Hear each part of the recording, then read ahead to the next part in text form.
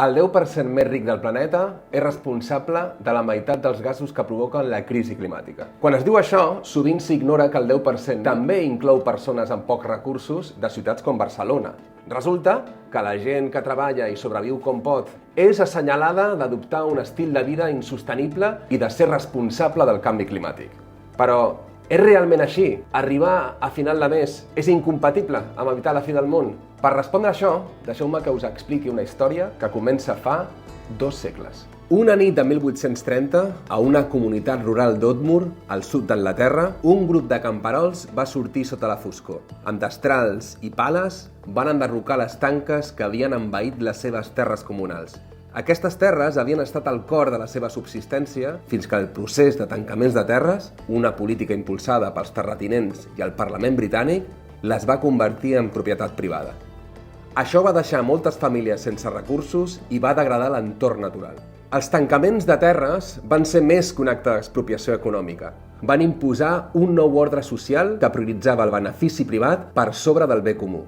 Els camperols no només lluitaven per la terra, lluitaven per preservar una economia moral que situava la comunitat al centre. S'oposaven a un model que desposseïa tant les persones com els ecosistemes. Aquest tipus de lluites van ser els antecedents polítics i culturals de la classe obrera del segle XIX.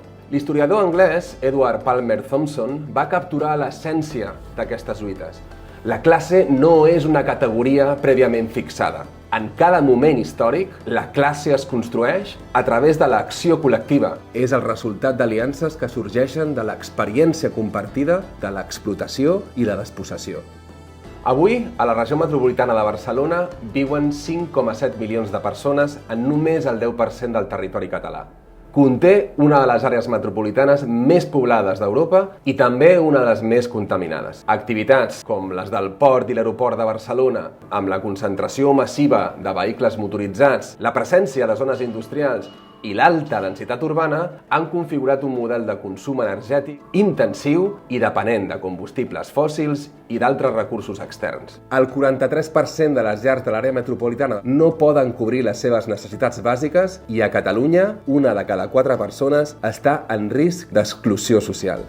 Aquesta dependència energètica i l'organització territorial de la regió no només contribueixen a les emissions contaminants, sinó que acceleren la pèrdua de sobirania energètica i alimentària. La veritat incòmoda de la crisi ecològica no és que hi hagi gent que malviu i contamina, sinó que hi ha una majoria social que no té control sobre les seves condicions ecològiques d'existència. Les lluites dels camperols de fa 2 segles ens ofereixen una gran lliçó. La despossessió i la crisi ecològica són 2 cares de la mateixa moneda. La clau no és separar la lluita social de la climàtica ni intentar unir-les denunciant que el 10% més ric del planeta genera més del 50% d'emissions. La clau és teixir aliances entre aquelles persones que comparteixen l'experiència de la despossessió. Perquè l'ecologisme no sigui un moviment elitista, hem d'organitzar les solucions als problemes com l'accés a l'habitatge, la pujada dels preus dels aliments, la transició energètica i la crisi climàtica com fronts interconnectats.